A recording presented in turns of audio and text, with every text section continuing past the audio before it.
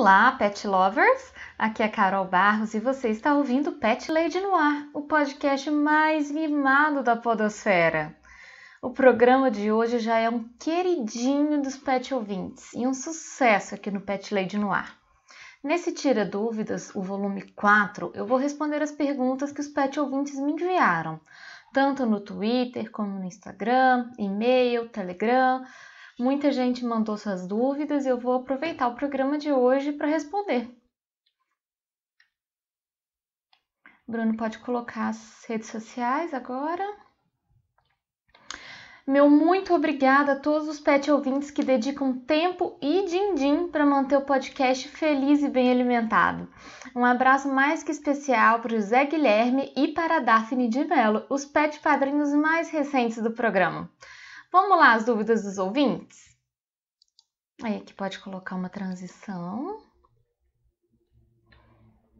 A primeira pergunta que eu recebi foi do Marco Robles lá no Twitter.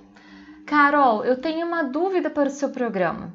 Banho em gato é bom, é ruim ou é indiferente? Robles, muito obrigada pela sua pergunta, pela sua participação de sempre aqui no programa. Você é um pet ouvinte muito querido. Bom, sobre banho em gatos, no penúltimo programa, o 38, Erros com os Nossos Pets, que eu tive a presença da Bela e da Fernanda, a gente falou um pouquinho sobre banho em gatos, que não é uma coisa que é muito recomendada de ser feita. Eu acho que vale expandir um pouco mais essa explicação. De um modo geral, assim, via de regra, gatos não precisam de tomar banho. Gatos são animais que têm uma higiene extrema, eles se lambem muito, eles passam aí 1/3 do dia deles se lambendo, se mantendo limpos.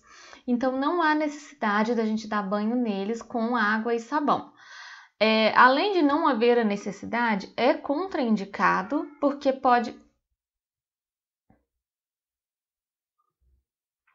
Além de não haver a necessidade, também é contraindicado, porque pode gerar um nível de estresse muito alto no gato.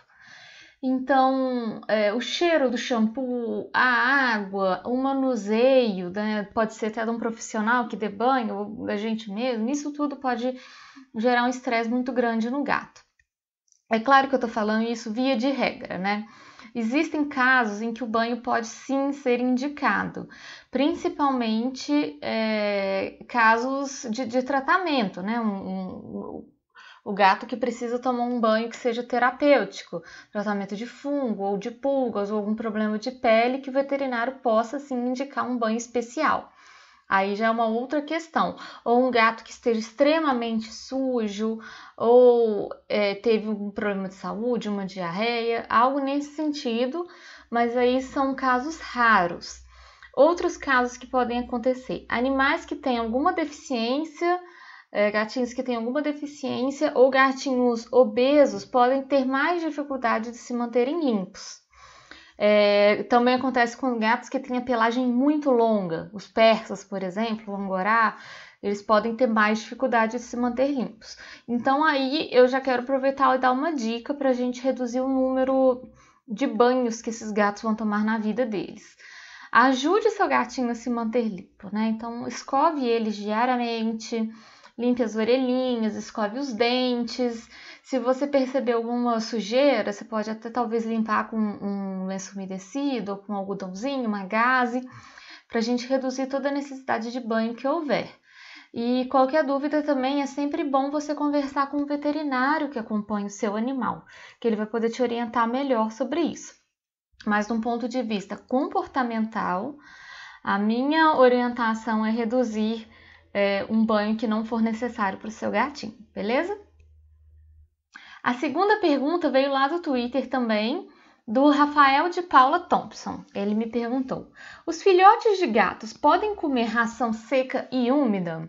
Rafael, ótima pergunta. Antes de eu responder a sua pergunta diretamente, eu só quero lembrar aos pet ouvintes que eu não sou médica veterinária. Então, a minha posição a minha resposta nesse caso vem da minha experiência com animais e do meu conhecimento sobre animais, mas qualquer recomendação de alimentação, de nutrição, o interessante é você conversar com um veterinário que acompanha o seu animal. Filhotes devem comer tanto a ração seca quanto a úmida. A partir de mais ou menos um mês e meio de vida, os filhotes já conseguem comer a ração seca. Os dentes já começam a ficar maiores, mais fortes, e eles começam a conseguir comer a ração seca. Mas é muito legal a gente introduzir a ração úmida, o sachê ou o patê, desde pequenininho. A ração úmida faz muito bem para os gatos. Por que isso? Gato é um animal que ingere pouca água, eles têm mais dificuldade de ingerir água. Então, quando a gente oferece a ração úmida, ela tem uma quantidade de água nela que já ajuda o gato a suprir essa necessidade da hidratação. Então, é muito bacana, sim, já inserir alimentação úmida na vidinha do seu gato, desde pequeno. Você pode intercalar a alimentação úmida com a seca, oferecer os dois tipos, ou enfim, de acordo também com o que o veterinário recomendar. Mas essa é a minha opinião sobre a alimentação úmida. É ótima e deve sim ser oferecida com regularidade para os gatinhos. Quero te dar um exemplo também do que acontece na minha casa. Meu gato mais velho é um gato que não toma água. Ele tem uma dificuldade imensa de tomar água. Então, para a gente conseguir garantir que ele tivesse toda a hidratação necessária, introduzimos a alimentação úmida pelo menos 4 vezes ao dia.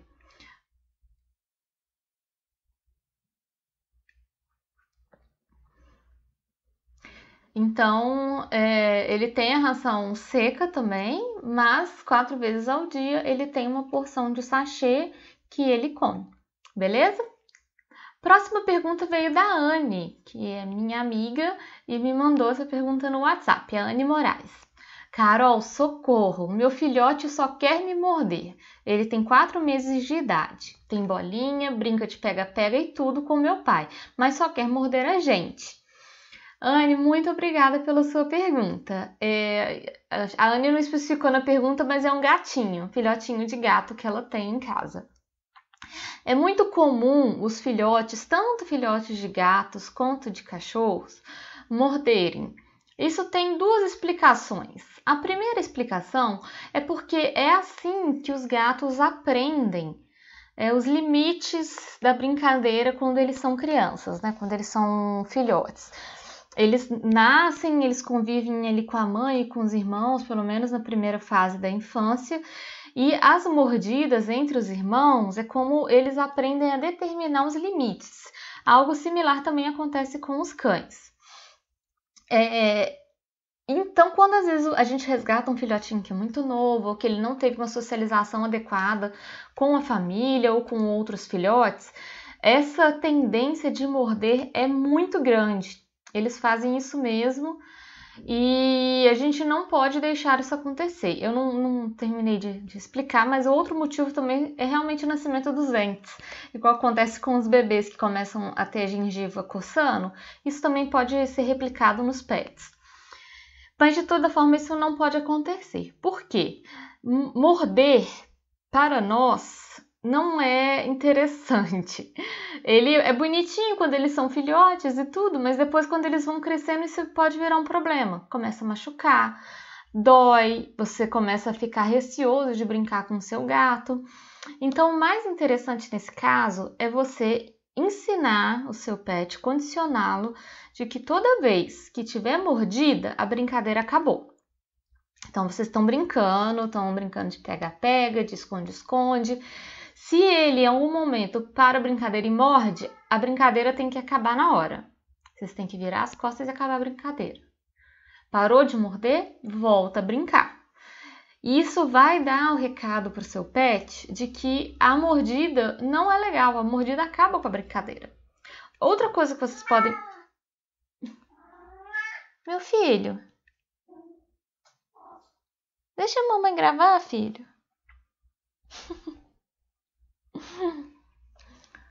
Outra coisa que vocês podem fazer também Quando ele for morder, vocês dão um outro objeto para ele morder ao invés de morder os braços de vocês, por exemplo, ou as pernas. Você tem assim na mão sempre um brinquedinho, alguma coisa que seja própria para o gatinho morder. E aí toda vez que ele fizer menção que for morder vocês já colocam o brinquedinho na frente deles. Beleza? Então o ideal é vocês não recompensarem as mordidas, não continuarem dando atenção a ele quando ele estiver mordendo. A próxima pergunta é da Lilian Oliveira, a Lica Moon.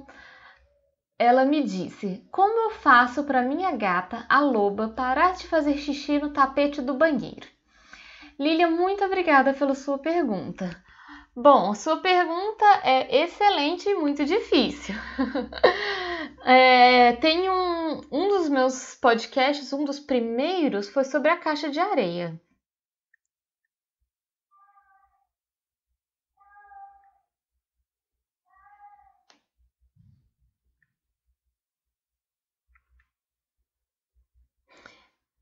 O podcast número 4, o episódio número 4 foi sobre a caixa de areia, Lica. Talvez seja uma boa você voltar lá para ouvir também, porque eu falo muito sobre as questões de como montar uma caixa de areia legal para o seu gato, o que é importante para o banheiro. E aí eu vou responder um pouquinho a sua pergunta nesse sentido. O gato, quando ele faz xixi fora da caixa de areia, a gente tem que ver isso com uma atenção especial. Não é normal o gato não fazer o xixi na caixa de areia. O que eu quero dizer com isso? Ele não é normal um gato errar. Ou ele está fazendo marcação de território, ou ele está insatisfeito com a caixa de areia. Geralmente são essas duas opções. Ou ele está doente também, né? Vamos colocar uma terceira opção aí.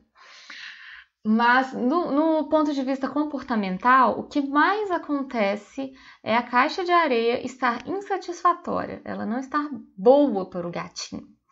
Ou a caixa de areia é pequena, está com a areia suja, seu gato não gosta do tipo de areia, da textura da areia, o lugar não está legal, é um lugar barulhento.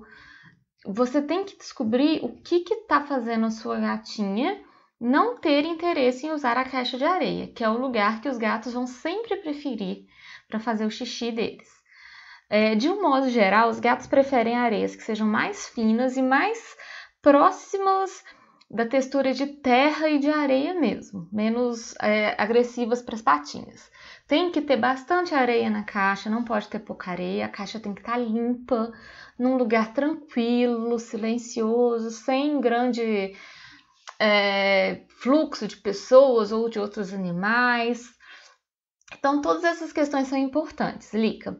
Outra questão que eu indicaria seria você tirar esse tapete, porque ela já condicionou o comportamento dela a ir fazer o xixi nesse tapete. Então, mesmo que você esteja mudando o tapete, né, que eu quero dizer, não é o mesmo tapete como o xixi, ela já condicionou na cabeça dela que aquele lugar ela vai fazer o xixi. Então, tira o tapete, deixa em outro lugar, pendura, deixa longe do acesso dela. Você também precisa fazer uma limpeza profunda no lugar onde ela está fazendo xixi. Usar um desinfetante, usar um limpador enzimático. Existem algumas marcas que são muito boas para te ajudar a tirar completamente o cheiro da urina. O cheiro do xixi do gato é um cheiro muito forte. Para nós ele é muito forte, só que às vezes a gente tira o cheiro ou disfarça ali, mas os gatinhos continuam sentindo, porque o olfato deles é realmente muito apurado. Então você precisa limpar profundamente esse lugar. Outras questões que eu quero levantar com você. Se você pegar a sua gata fazendo xixi no lugar errado, não adianta brigar, não adianta gritar. Isso não ajuda a ela compreender que está errado. Você precisa ter um outro tipo de abordagem, né? O que eu indico? Ignora a situação, ela vai sair de lá e aí você limpa. Não briga com ela. Porque se você brigar, você está inclusive recompensando esse comportamento. Então, essas são todas as minhas dicas. Indico também você ouvir o programa 4 sobre a caixa de areia. E eu tenho no meu blog um post bem completo sobre problemas de micção inapropriada. Usar a caixinha de areia de uma forma errada. Vou deixar aqui também no post para você ouvir, para você ler. Próxima pergunta veio da Lívia Cristina, também lá pelo Twitter. Ela falou o seguinte: a minha gata ama assistir televisão. Chega de madrugada e ela até pede para deixar no canal dela, entre aspas, a Dog TV. Isso pode ser prejudicial para ela? Ela pode ficar viciada em TV? Lívia, adorei a sua pergunta, muito diferente de tudo que eu já recebi. Muito obrigada pela sua pergunta. Vou tentar respondê-la, mas eu confesso que é um pouco diferente para mim também, viu? Eu não acho que existe risco da sua gata ficar viciada na TV. Acho que ela pode gostar bastante da TV, mas eu acho que não existe o risco de isso se tornar um vício. O que eu acho que pode acontecer, na verdade, é isso se tornar um comportamento que ela vai ficar repetindo sempre. De pedir para vocês ligarem a TV e vocês vão sempre atender porque vocês querem agradá-la. Só que isso talvez pode ser ruim no longo prazo. Talvez um dia vocês não tenham mais acesso a essa TV, ou muda o canal, ou, enfim, alguma coisa desse tipo acontece. Então, a minha sugestão é vocês não deixarem isso virar um hábito para ela. Não incentivar que esse seja um comportamento repetitivo. Às vezes liga a televisão para ela, às vezes não. Se ela ficar insistindo, miando, chorando para vocês fazerem isso, não façam, porque vocês vão estar incentivando um comportamento que realmente pode ser prejudicial. E se vocês perceberem que vocês não querem mais que ela assista a TV, que ela tenha esse acesso, a minha sugestão, na verdade, é vocês irem desacostumando ela, né? Do tipo assim, não tem TV, agora vai ter uma hora da brincadeira, ou deixa ligado menos tempo, dia sim, dia não, vai diminuindo essa frequência, para que quando vocês não queiram mais que ela tenha essa atividade, não seja tão traumático para ela, tá bem? A próxima pergunta é do Giovanni Albuquerque, lá pelo Telegram. A minha gatinha vai começar a ficar idosa e eu ouvi que o melhor para gatos, ainda mais para gatos idosos, é comer a ração úmida. Queria saber se tem alguma opção mais em conta, porque comprar sachê às vezes é caro demais.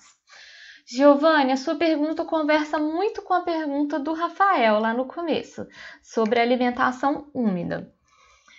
A minha orientação para animais idosos é a mesma que eu fiz para o Rafael, para os gatinhos, filhotes, né?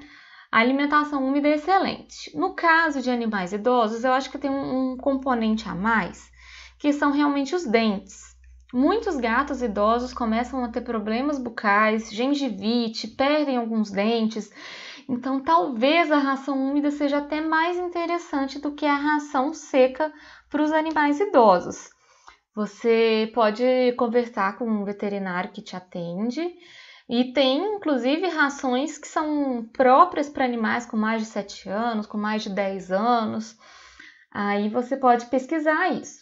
Em relação ao preço, até onde eu sei, Giovanni, eu vou repetir que eu não sou veterinária, só falo, né, com base na minha experiência com animais.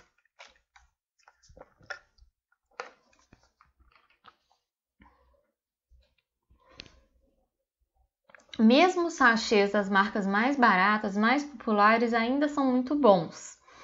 Tem sachês que custam menos de R$2.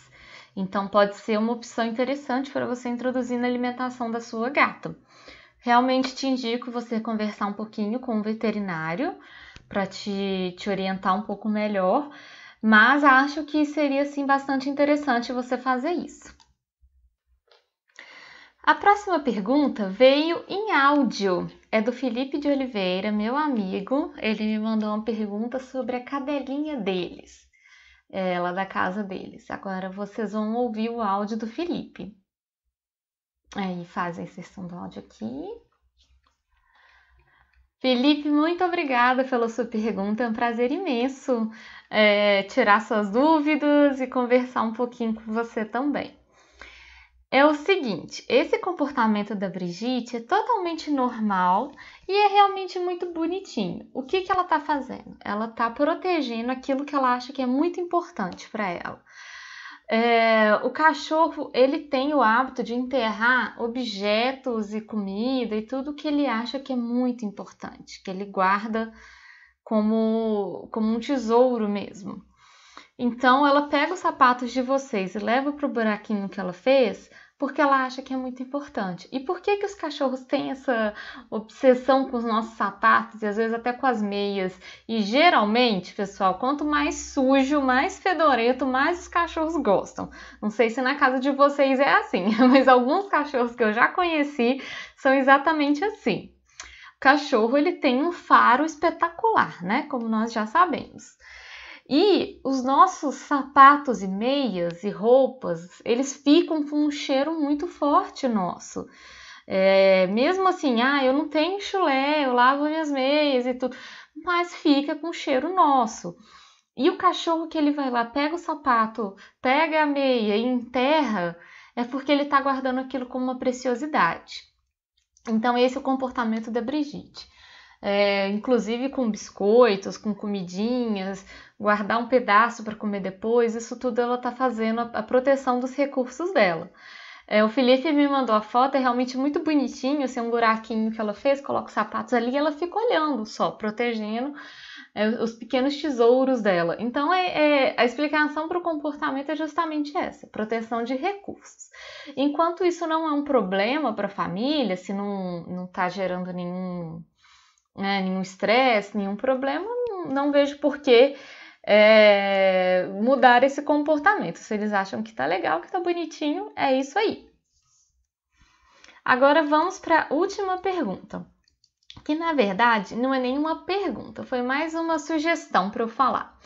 O Leandro Pereira, que já participou aqui do episódio 14, ele é podcaster também lá do Herb e do Fermata e ele pediu para eu falar um pouquinho sobre a ansiedade de separação dos pets no pós-quarentena. Bom, Leandro, muito obrigada pela sugestão. Você sempre me dá ótimas sugestões de tema, então agradeço muito. E o que eu acho, né, sobre isso? A questão é que a gente não sabe ainda ao certo por quanto tempo teremos que ficar mais reclusos em casa, em isolamento social, em restrição. Então, isso sim pode afetar muito os nossos pets. Tanto quanto a gente entrou em casa, né, há um mês atrás, mais ou menos, e ficou mais tempo em casa, e isso foi bom para os pets, mas também foi ruim de certa forma. Eu falei um pouco sobre isso no programa extra do coronavírus e os pets. Se não me engano, foi o programa 35. Que foi um episódio extra, isso mesmo, foi um Drops 35. E eu falei um pouco sobre como que a nossa presença em casa muda a dinâmica da vida dos nossos animais, né? Agora a gente voltar à rotina de sair de casa para trabalhar, a maioria das pessoas fica aí de 8, 9, 10 horas fora de casa, tem o deslocamento para o trabalho, voltar para casa e tudo. E os pets já estão acostumados com a gente dentro de casa e de repente nós não estaremos mais. Então, o ideal é a gente já ir adaptando os pets à nossa ausência novamente. Eu não estou recomendando de modo algum que vocês saiam de casa. Pessoal, é para ficar em casa, é para ficar protegidinho em casa. Quem puder, fique em casa. Mas é importante sim a gente ir acostumando os pets que nós não estaremos mais o tempo todo. Então, qual que é a minha sugestão? Mantenha a rotina do seu pet, o dia a dia que você já tem ali certinho com ele, horário de alimentação, horário de brincadeira, já mantenha isso. Quando você tiver o seu horário de saída, por exemplo, vamos supor que você sai de casa todo dia às 8 da manhã, seria legal você acostumar o seu pet a te ver acordar às 6, tomar banho, tomar café, pegar as chaves e aí, inclusive, saia de casa um pouco. Em que sentido? Por exemplo, se você mora em apartamento, saia do seu apartamento, fique um pouco no vão da escada ou vá um pouco para a garagem, Se você tiver carro, fique um pouco no seu carro, fique aí uns minutinhos e volte. E faça isso várias vezes, para que seu pet entenda que você vai sair, mas que você vai voltar. Isso é um exercício interessante para você fazer, para ele já ir acostumando com os seus horários também. Quando a gente está em casa o tempo inteiro, os nossos horários também ficam desregulados, né? A gente come fora de hora, acorda tarde, tudo. Então, a minha sugestão seria para quando você puder, já ir voltando para uma rotina que vai ser o seu normal de novo. Acordar cedo, voltar tarde e tudo, e tentar incluir um pouco o seu pet nisso daí. Mas eu acho que ainda vamos ter muito o que conversar sobre o Covid-19 e os pets. Eu já estou programando outro programa extra para falar um pouco sobre as novas informações, né, as descobertas ainda sobre como o Covid-19 pode afetar os bichinhos. Beleza? Então por hoje é só, meus amores. E lembrem-se sempre, se você tiver alguma dúvida sobre o seu gato ou seu cachorro, me procura. Você manda um e-mail para carolina@thepetlady.com.br e também me encontra no Instagram e no Twitter com o nome de The Pet Lady BH. Beijos! Tu, tu, tururu, tu, tu, tururu.